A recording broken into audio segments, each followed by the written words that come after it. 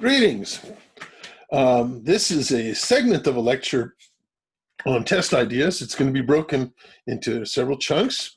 And the first chunk I like to call Test Ideas 1, the usual suspects. The usual suspects. Test Idea 1, the usual suspects. Now, a test idea is a pretty open concept. A test idea could be defined as a potential test objective. It is not something you've necessarily committed to testing, but it's of interest. It's something that might be interesting to test, and you might have to do some sort of risk assessment or prioritization or triage to determine if this test idea is worthy of considering. So a test idea is basically, when I'm collecting them, I try to get a wide variety of test ideas, and I want to choose the best of a large set. So that's the point here about collecting test ideas, coming up with test ideas. They're potential test objectives, which once we've collected them, we can then sort through them and analyze them and see what's in scope, what's out of scope, what's important, what's not important, what's redundant, what's not redundant, and we can narrow that down to some very specific test objectives which we're committed to meeting on our project.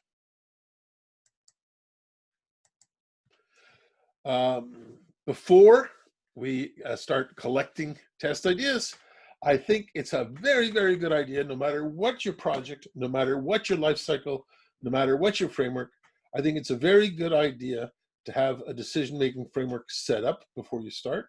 Understand how are we going to decide what to test and what not to test. Remember from the section on some philosophy, according to Dijkstra, testing can show the presence of problems, the presence of bugs, but testing cannot show the absence of problems.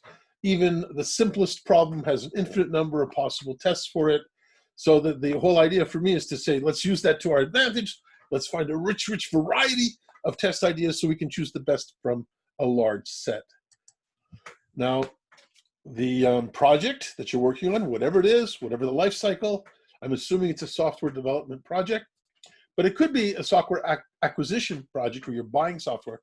You still have to come up with test ideas. The key thing here is you should know how you're going to manage decisions. So it is my contention that before you start coming up with test ideas, you probably want to understand what the workflow is around requirements. Where do requirements come from? Where do they go to? How are they processed? How do we know one requirement is more important than the other? Do requirements have acceptance criteria? If so, what are they? Do they have attributes that we care about? And non-functional attributes, functional attributes? Do they have reliability characteristics? Or do they have values?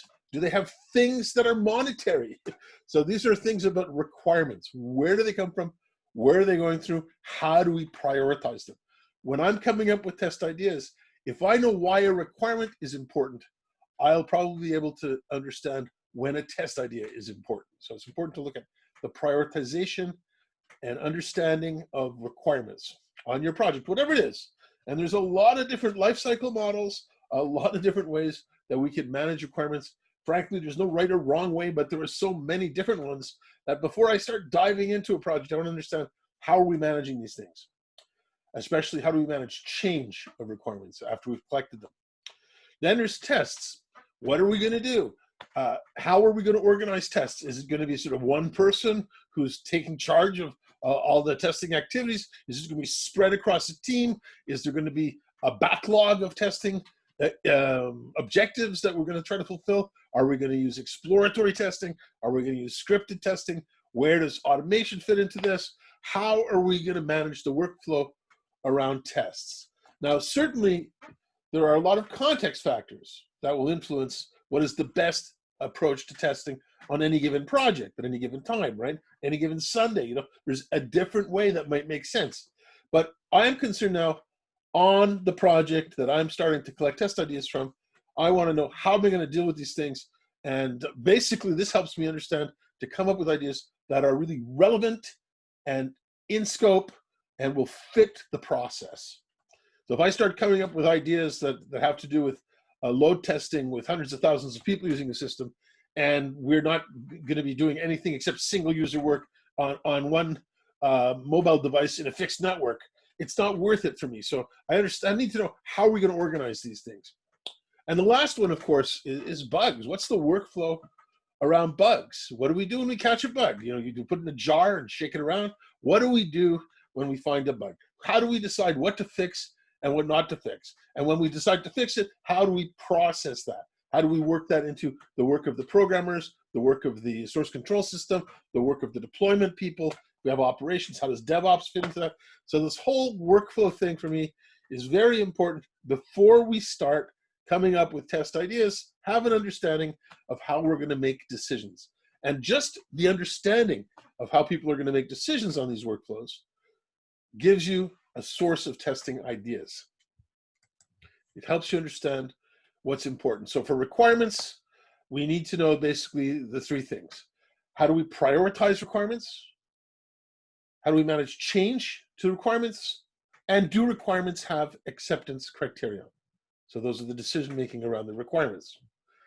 And there's a lot of ways to look at this. A priority could be singly the product owner's decision, or it could be a group of people who triage them and manage them as a decision-making process. Acceptance criterion, it could be stated with the requirements, or it could be analyzed by a third party independently. And I've worked on projects with both.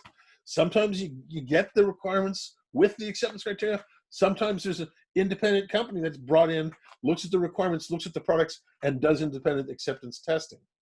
And of course, change. How do we deal with change in requirements? Change in requirements is particularly stressful when the project is already started. But if we at least know how we're going to manage that, we're going to have a heads up on the project, and we're going to know how to catch relevant test ideas. Then there's the testing workflow. So how are we going to decide what to focus on and what not to focus on? And this is cool. Some organizations just have built this up by experience and have very clear charts and maps of what type of things to look for and what type of things not to look for, what to focus on, what not to focus on. Certainly in banking and insurance, I've run into cases where the big focus is on how many people are impacted by a bug.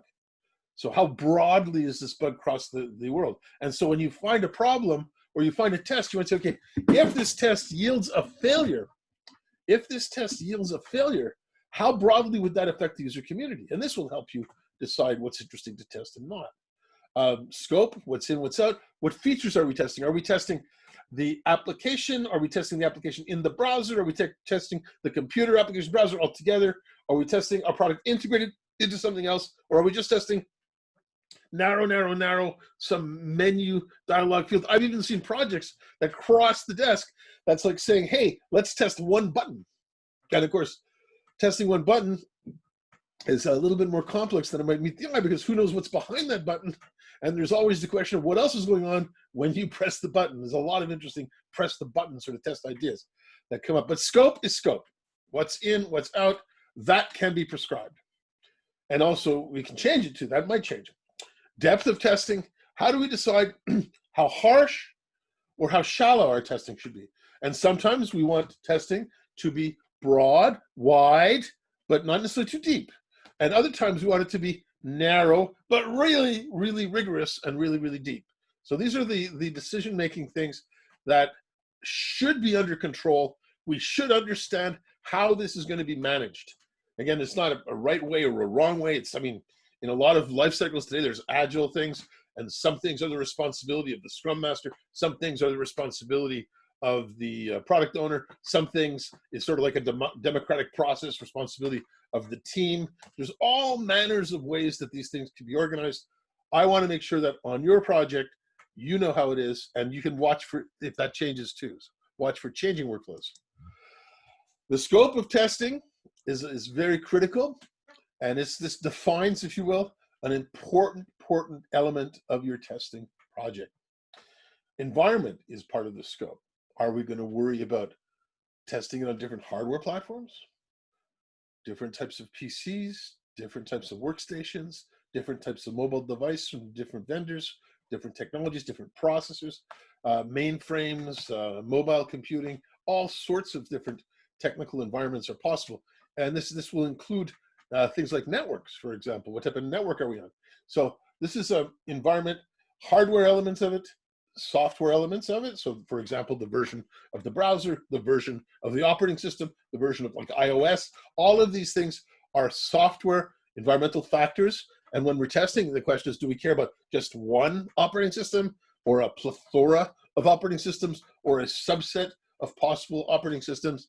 Some companies, when they make new mobile devices, they don't check all of the platforms. They just check the most popular ones and the ones that have been in use for the last 2 years, for example. They're not going to test the software on old platforms if it's something that's only used by early adopters of new technology, for example.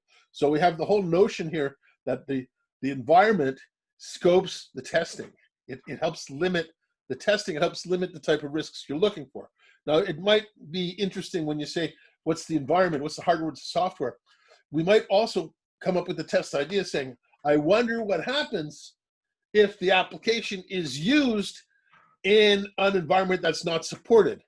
And is that in scope? And sometimes that is, and sometimes that isn't. But that usually leads to a fascinating set of discussions between members of the technical team and members in the business side of things.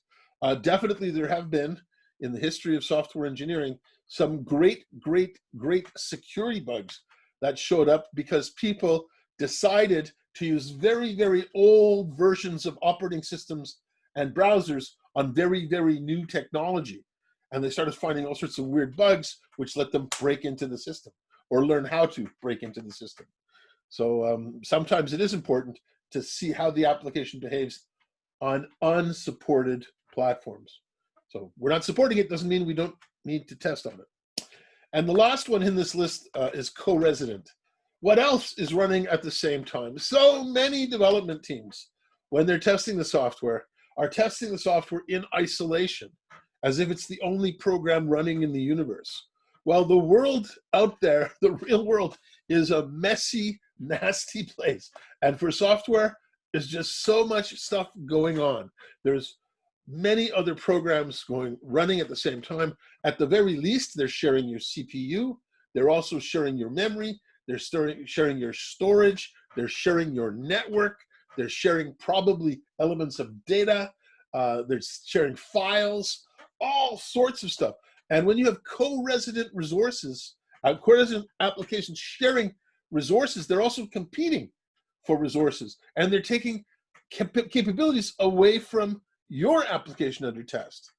If you test always in isolations, you might miss some incredibly important co-resident bugs. So what if something else is running at the same time? And I did a beautiful project for the government of Canada in Ottawa one time. And while all of the system was being tested as part of the development process, they were alone. They had the whole test lab to themselves. They were the only program running on the computer. When they went live, they did a pilot and they went live, they found that their application was actually choked. And it was choked because every other application in the environment was using the same database at the same time. And so there was a resource contention problem on the database. Everyone was waiting for the same resource. And it was basically like a standoff. Everyone's waiting, nothing happens, no transactions get processed. So this is basically, because they did not test with other applications at the same time, they never found the resource contention issues. Testing with co-resident software, third-party software that you didn't write, software that your consumer user environment has put on the machine, is a very interesting environmental source of test ideas. Again, this is a scoping question. And there's risks. The scoping implies risks. If you don't test with co-resident applications, it's probably going to be a lot faster to test, but there's probably a whole slew of bugs that you're not going to find. And then we have, so that's scoping from environment. What about data?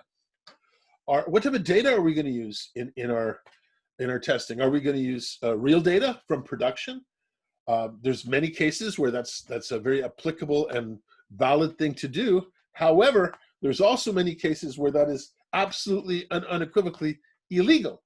You are not allowed, for example, when you're developing medical software for patients in Quebec, that people in the development and testing team are not allowed to have access to real patient data, at least not without the explicit permission of the patient. So these databases, when we're testing, we can't really use production database. Somehow we have to generate a database. Now, some companies will help you do that. and will generate databases that have properties which are common to the real database without having real data. That's a generated data. So this is, sometimes you generate data to make it convenient to test specific things. So when I'm testing one feature or one transaction type, maybe there's a certain type of data that makes a lot of sense for that. So I can ignore the rest of the data and just make a data set with just the type of data to exercise that transaction. So generating data can help us a lot to focus things. And then there's hybrids, right? We can generate some. Maybe we can also do what's known as sampling. Let's take, I don't know, every 100th record. Let's do striated sampling. Let's do some sampling technique based on a hypothesis in the statistical analysis. Some of these things make no sense at all in digital computing because, quite frankly, patterns like normal distributions don't necessarily happen in data processing systems. There's some patterns you might have in data and some patterns you might not have in data. So you got to be careful coming up with sampling strategies to make sure that if realism matters, you still preserve elements of realism in the data, even though it's sampled. And of course, sampling also misses things, right? It's imperfect. So how are you sure that you get the rich variety you need in a subset that you're sampling? So that's data. There's all sorts of things about data, beautiful factors with data, but it's something that's a scoping issue. So what's in, what's out? There's also things like the characteristics of a system, non-functional attributes. Some of them do not matter on some projects. Some of them do. So performance probably does matter in most environments these days. Security probably does matter in a lot of environments. If you're doing mobile stuff, believe me, usability is probably one of the key factors that you're concerned about for your end user community. But there's other characteristics that might not matter for you. You might not care about maintainability of a product. If you're doing an ad campaign for a shoe company and it's going to be lasting 2 weeks, well, do you really care if the software is maintainable? No, it's got to last for 2 weeks. Then you're going to chuck it in the garbage after the campaign is over. So we have some characteristics that might matter, some that don't. This is scoping testing. If a characteristic doesn't matter, you will not have to worry about coming up with test ideas or looking for test ideas related to those characteristics. But it's nice to be able to get them out of scope, in scope, clearly at the onset. And then some organizations like to suggest that there are coverage notions. Coverage notions is a term that's used a lot in software engineering, and it comes up an awful lot in testing. It talks about how complete something is. So if you have a large set of tests that you use to exercise an application, a coverage measure might tell you how complete that test is, how complete that set is. For example, you might ask the questions, did I exercise 100% of the requirements? Did I exercise 100% of the codes? Did I exercise 100% of the decision outcomes? Did I exercise 100% of the basis paths of the code? Did I exercise all of the functions, all of the methods, all the classes, all of the stored procedures, what have you? So there's actually an article that's in the collection I put in my courses on for this course, articles about coverage, one by Dr. Ken Kainer, where he describes so-called over 101 ways to measure test coverage. And in that article, he shows probably more like 107 different methods. But the beautiful thing about this article is it shows that some methods of testing, if you're almost complete from the coverage metrics, at the very same time, you could almost have nothing from another coverage metrics. So basically, when you're thinking of coverage scoping, make sure you pick a variety of them that you care about. Don't just get caught on one. If you test every requirement at least once, you might miss some important problems. If you test every line of code, you might miss some very important problems. If you test every scenario, you might miss important problems. So choosing a variety that makes sense, that can be tracked, and that have sort of meaning to the team is a key factor here in scoping. So we're scoping our testing. We're trying to understand things like what environment do we want to work in? What type of data do we want to manipulate? Are there any characteristics that matter? Any characteristics that don't matter? And are there any coverage notions that are particularly important to our business? And hopefully there's the ones that are discovered are meaningful and we don't waste our time with coverage notions that are meaningless. I'll give you an example of a coverage notion that's pretty useless. I was on a project in the Czech Republic where we were implementing a value-added tax system. This was after the communists left the country in the late 1980s, early 1990s, and they needed to implement a sales tax, a value-added sales tax. To implement the sales tax system, IBM got the contract. I was involved in it. I was doing the multilingual processing. And IBM basically took a similar tax system that was used in France, copied the code to the Czech Republic, and then started sort of cutting and pasting and clipping and cutting out code that wasn't needed until they got the thing basically running. So they tried to make the minimum number of changes to get the thing up and running in the Czech Republic. And this, of course, meant that they had tons and tons of code that was in the system that really didn't need to be there, but they never analyzed it. They never really wanted to restructure or refactor the code. They wanted to make the minimum changes to get it up and running, which was the right thing at the time on that project. But if you had then looked at coverage, it probably would have been quite meaningless to assess the quality or assess the completeness of testing by saying, how much code did we actually cover?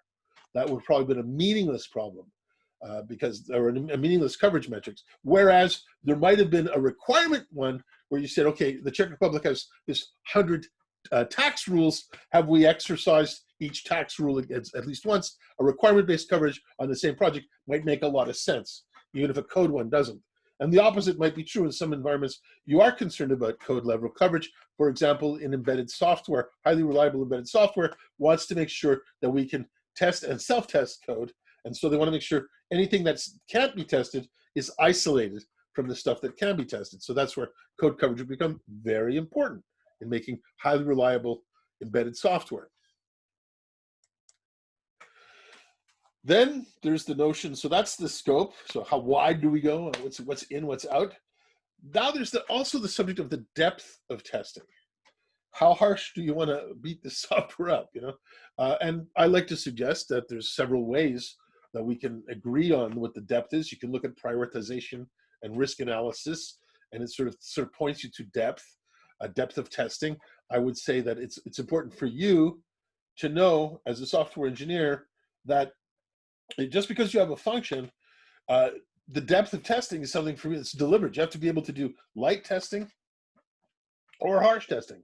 Light testing might just say, okay, we're not going to be beating this thing up. We just want to try it once with normal data, like a smoke test. And we're doing that because we don't have much time or because we have great confidence in it. We haven't got a budget. So if it fails the light test, we'll adapt our depth. But if it passes it, we're going to leave it alone. So you have this notion of light, just barely touching it, shallow, trying it probably without, for example, boundary analysis, without all the edge conditions and stuff. Deep, probably you're getting into the edge conditions and multivariable interactions. And harsh is when you're trying to stress it out. You're really trying to break it. You're trying to push it to a limit. And all of these are different depths of testing. So you don't just test a feature. You test the feature within a scope and to a depth. And every project can define what they mean by different depths of testing. And it's up to you to build the vocabulary within your community that suggests, you know, when is it appropriate to do deep testing in? If we're doing deep testing on something, how far am I going to go? Am I going to do all the combinations, all the parameters with different types of data? What does it mean? Am I going to do like testing in all the multilingual support languages on all the different platforms? Or what does it mean? So there's going to be clear definitions of these on a project team for the depth of testing. So these are things that you want to know before you start. For the bugs, it's important before we dive in to understand how we're going to manage bugs, how we're going to deal with bugs. And one of the most important elements of managing a bug would be to understand the priority of a bug. Priority is about time, you know, when are we going to fix the problem? Or we might be able to sort of describe a standardized severity scheme. Severity is about how much damage a bug can cause. So is this going to be a lot of damage or little damage? Do we have a scale? Do we have methods and examples to guide us on that? And also good enough. There's this notion of quality. What is reasonable? What is good enough? I hear so many people today talking about what is the minimal viable product. You hear marketing people saying minimum, we want to get a minimum viable product. Of course, that suggests to me that you have a notion of what is reasonable and what is acceptable. And in terms of quality, what is good enough? Is it good enough that it handles normal data with normal transactions, normal things, but doesn't necessarily handle edge conditions well? Is it good that it's really, really fast for typical things, but it may be really, really slow for unusual things? What is good enough? And this, I think, should be explored with stakeholders so we have a sort of buy-in as to what this is. And I hope the bar is high enough that you're delivering a quality product that's perceived as quality from your consumers, from your customers, but is not absurd in terms of the amount of effort required to achieve that or to measure it. So there's a balancing point, a stasis here. What is reasonable level of quality? And this is sometimes stated in subjective terms. Very hard to turn this into objective, raw engineering stuff. But it's key to know what type of bug, if it was in the product, it would be okay. What type of bug could we live with so that if a customer found it, it'll be fine in the support cycle and everyone will be great and we're not going to lose any business. So that's something to know. That's something about what is good enough. So I use the term triage. I take the term from nursing. Really, my wife, Anne, is a delivery room nurse, OBGYN, and she basically was involved in triaging a lot, especially when expectant mothers come to the hospital and they're seeking admission to have a delivery of a baby, and you go through a very complex triage process, which can be done very efficiently, but it's quite complex, especially if you're not a domain expert in the field of child delivery. But they basically will check things about the health of the mother, the health of the baby, the circumstances around it, and they will try to decide, should we have the baby now, admit someone, wait, send someone home. They're trying to basically make that decision relatively quickly, and it's a decision that you want to get right. So this notion of triage is you get to usually put your most experienced medical staff involved in deciding how we're going to triage a patient. And that's just the same type of thing for me with testing. Triaging testing, deciding what to test and what not to test is among one of the most important decisions in software projects. And it takes sage wisdom. It takes your project's Yoda to help guide you. Now, Yoda in Star Wars is quoted as saying, no, try not, do or do not. There is no try. This is, of course, Luke Skywalker trying to use the Force, and he's been challenged to remove the spaceship from a swamp. And he says, I will try. And Yoda says, no, do or do not. There is no try. Well, this to me is exactly what's important about software engineering.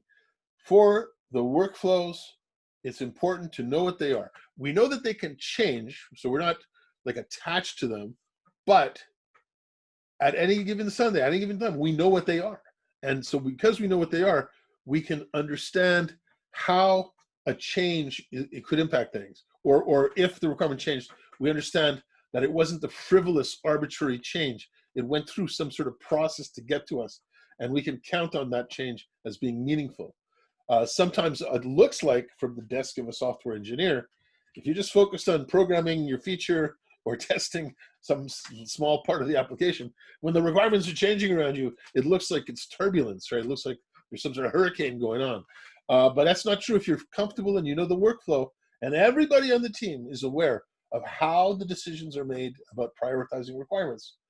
Similarly, how prioritizing bugs, prioritizing tests. If everybody's in sync on how that's done, you're gonna have a much smoother operation because people are gonna know why, and they're gonna understand why. There's nothing arbitrary about it, so there's no try. Do or do not, there's no try, and there's a clear way to do it. So for testing ideas, personally, I love to collect all of the testing ideas I can find. I like to, when I collect them, use very low-tech mechanisms. I like to use low-tech mechanisms to collect test ideas, not to manage my project, but to collect ideas. I like to use colored index cards. Big fan of colored index cards. And I will, for different types of ideas, use different colors. And as I'm collecting my ideas, I'm sort of collecting this pile of colored index cards. What I'm trying to get is a mosaic, right? A rich variety of color, lots of color there. And I want to sort of list my ideas, sort them. My ideas are not very detailed.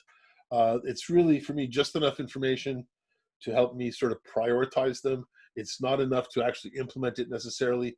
If it becomes higher priority, I'm going to get more details later. This is a little bit like agile requirements, where you start with this sort of vague statement of requirements, but as you get close to implementation, you groom it, you refine it, you improve it.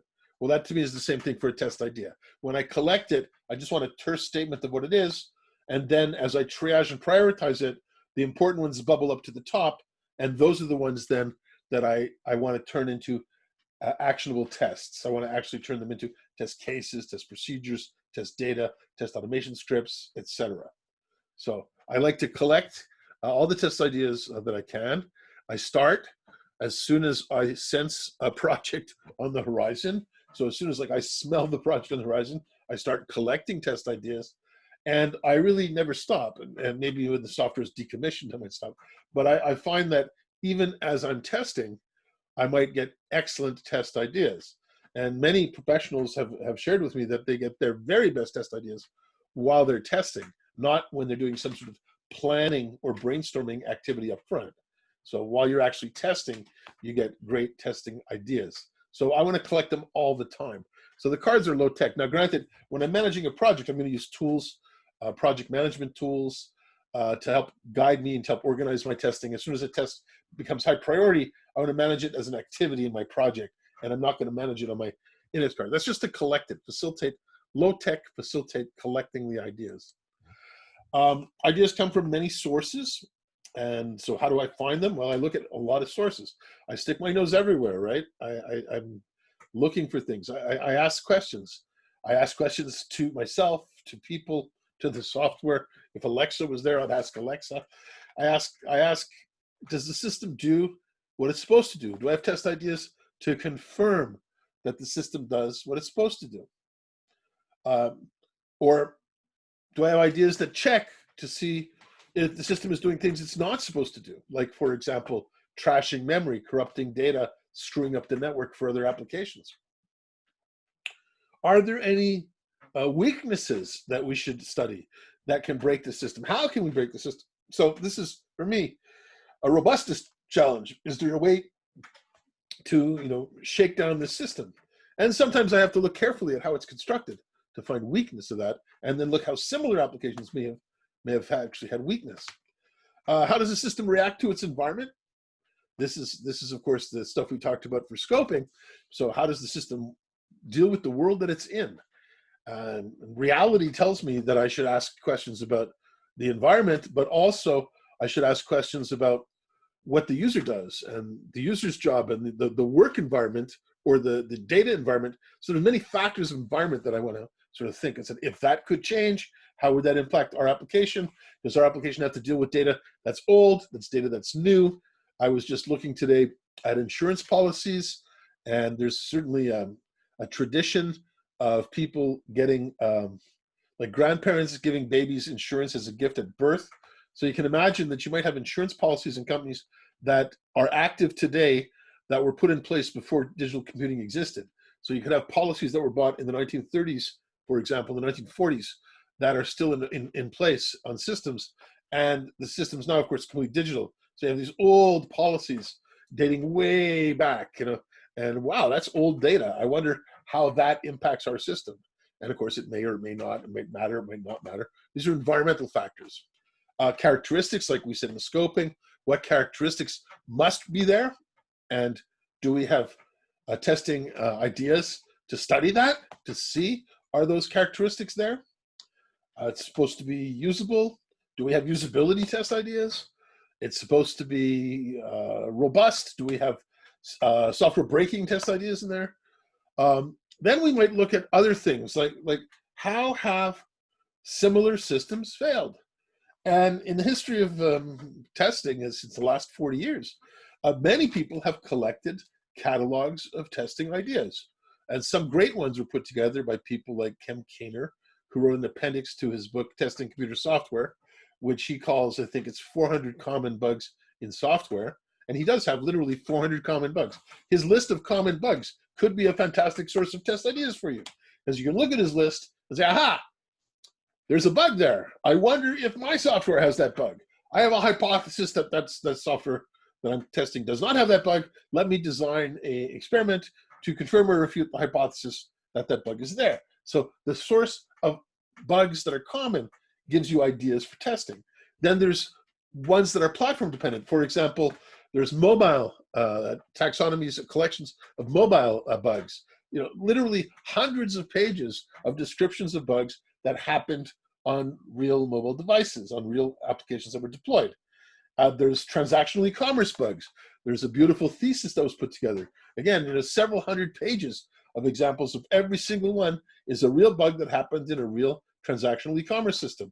And then there's the famous list by Boris Beiser, who basically collected bugs from the point of view, so Boris Beiser collected bugs from the point of view of what programmers did to fix the bugs. And then he cataloged and organized them that way. It's really intriguing to look at how programmers have fixed bugs and used that as a classification scheme. All sorts of classification schemes are available to you, and you can use them. I like to use them in a sort of random fashion where I randomly search through them for ideas just to trigger my thinking, sort of like a heuristic guide. But other people want to catalog them and come up with checklists and such. And that's fine too. It's a question of how you want to manage your test idea generation. But I definitely want to look at how similar systems have failed. And so today you might be looking at REST API systems. You might look at how have REST API systems failed? Well, there's a lot of literature on that. You just go on Google and every user community has lists of tons of failures and tons of bugs. I've often been asked, how should we test a migration from a database from version A to version B? And I say, well, check the user community. And sure enough, the user community has posted all sorts of problems that they experienced when they moved from A to B. And what you can do then is design a test that sees if those things have happened in your case. Just like the world of similar systems out there can help you, so too in your organization is the collection of projects that you've done, previous projects in your organization. There may be bugs that you found on previous projects in your organization that may be recurring in the current project. So I'm not suggesting that you've institutionalized these bugs, but it is possible that just looking at bug data, you have especially bugs that you found that you had to fix in production, right? Bugs that we found that we had to fix in production. That gives you a fantastic list of bugs that you should consider. Maybe if they happened in my next project, we're going to be very expensive because we're going to have to fix it in production again. So you can look at that list as a source of testing ideas. Again, like a taxonomy, except it's specific to your business. So let's look at how previous projects have failed. So there's sort of a lot of different places you can sort of stick your nose to come up with testing ideas. And I have to say that also, I can involve other people when I'm getting test ideas and get rich test ideas. When I get test ideas, I try to basically organize them, sort them, manage them, prioritize them. And I want to suggest that a test idea can become a test objective. You can have multiple test ideas that can combine into one test objective, or you can have one test idea that can break into many test objectives. So there's a sort of a one-to-many possibilities. You can have one-to-one, multiple-to-one, or one-to-many. And this happens, depends on how you want to task people to work on your project, how you want to organize and plan your testing. So for me, a test idea is a potential test objective. Eventually, the whole point of my triage is to turn those test ideas into test objectives. And once I have a test objective, then I want to turn that into an actionable test. So I take my test idea, and now I'm going to create test cases, test procedures. I'm going to use my test design techniques. I'm going to figure out a way to basically implement that test so that I can learn about the risks that that test will share information about. I mentioned before the colored index cards. I'm a big fan of one idea per card, by the way, different colors for different types of ideas. And basically, I love to then take these cards and physically shuffle them and spread them on large board tables as a sort of a brainstorming thing. I want to have a mosaic, a rich mosaic with lots of different colors. I find that I've got the best testing, the best quality systems are the ones that have a rich variety of testing ideas that are, all over the map with different colors and all different places they come from. If I do that, then when I pick them, pick the highest priority ones, I'll very often do a really good job. I find that the test ideas also do not have to be orthogonal. So some people get caught up in that and say, wait a second, these two test ideas are testing the same thing. Well, the test ideas are related and they may well be overlapping. That's fine. You may want to take a test idea and split it up, or you want to take two and combine them. There's nothing wrong with that. It's just triggering your thinking about a potential test objective. So don't worry if they basically they overlap each other. Is fine. That's not going to be a problem for us. When I collect test ideas, so I collect test ideas when I learn about the project, right? When I'm planning the project, while I'm testing on the project, studying the product in production, and from many sources. So test ideas come from many sources all over the basically universe around which I am working on my project. This is a beginner's list, right, to test ideas and sources of test ideas. And the setting here is to say that there's a bunch of types. And this is just my sort of beginning list of types of test ideas. Capabilities, failure modes, quality factors, usage scenarios, creative ideas, states, data, environments, white box taxonomies, story relationships, cross-story relationships, breaking software, end-to-end testing, sequencing, and many more sources exist for test ideas. So I'm going to be exploring and diving in the next section into specific types of test ideas, how I might want to formulate those test ideas, and try to get variety, as much variety as we can. So the first 5 or so, I'm going to go pretty deep, and then I'll be a little more shallow with the other ones. It's up to you. There's all sorts of strategies. And in the reference book associated with this course material, there's basically a chapter of text with tons of examples for each and every type of testing idea that I'm talking about here. There we're talking about using them for exploratory testing, but it doesn't mean you have to use them for any specific type of testing.